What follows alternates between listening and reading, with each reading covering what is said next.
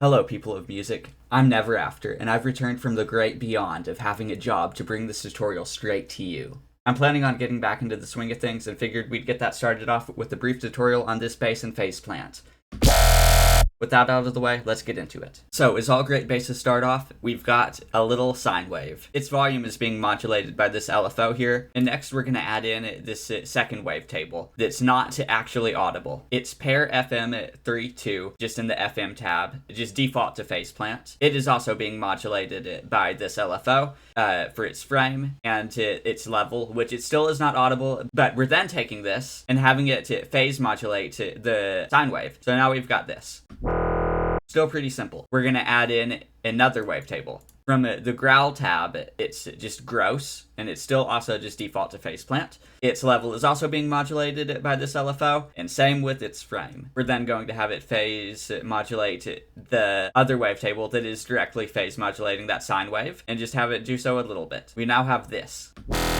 It's getting somewhere, but it's still pretty noisy. So now we're going to add in this filter just below the sine wave that is no longer a sine wave. We're going to set it to high pass, bring the Q up to 1.128, or just around that area. Then we're going to also have it modulated by this LFO. I have it started at 95 Hertz, modulate it to 35%. Now it sounds like this.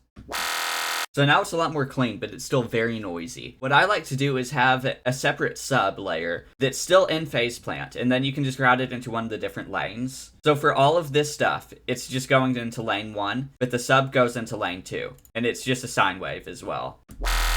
And we're going to have it also have its volume modulated by this first LFO. So starting with the effects, in lane 1, I immediately add a formant filter. I like to do that just to give a little bit more movement to sounds. It's starting it just right here, and yet again, this first LFO is modulating it, both the X and the Y, just to give it a little bit of movement. It's not really important where this goes, but you can like fundamentally change the sound that you get.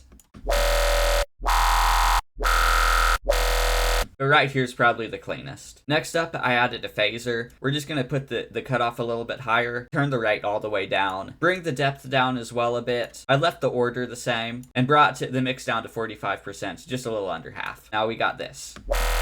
That just adds a little bit of a stereo width to it. And going along with adding some stereo width, one of my favorite things to do is to use multipass and throw in a convolver directly in the middle of it. And then you're just going to select whatever you want with it. For me, that was under glitches, alien choke. You're just going to make sure that it's a very small amount of time, and then just dial that mix in just as much as you want. Now, you are going to have to find just a sweet spot, and it's going to probably be just different every time that you open it up. But for me, around 97.4 milliseconds with a mix at 44%, it sounds pretty nice.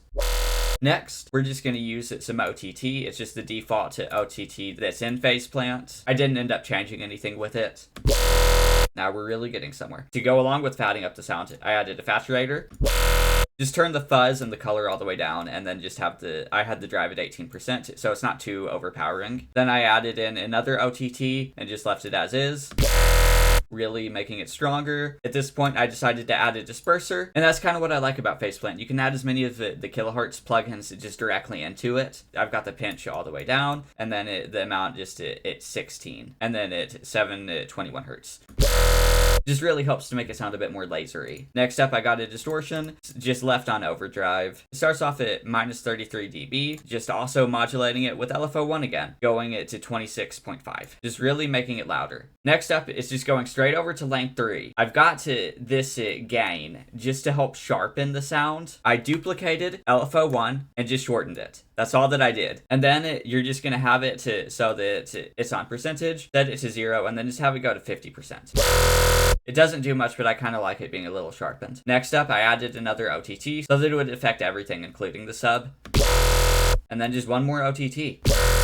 So it's a pretty simple sound. OTT just does a lot for it. It kind of has that Excision sound that I think sounds nice. Alright, but yeah, that about does it. I'm planning on starting to do more of these things because I feel like it's a lot easier for me to do them now than they used to be. I guess part of my job, I have to talk to people a lot, and it's like, this is way easier now. Oh, and also, I'm thinking I'm probably going to live stream tomorrow. So if you're watching this now, that's going to be tomorrow, which will be Sunday. But yeah, I'll probably do that at around 2 o'clock CST. So yeah, I'll see you then if you want to tune in. And if not, then I'll see you in the next one of these.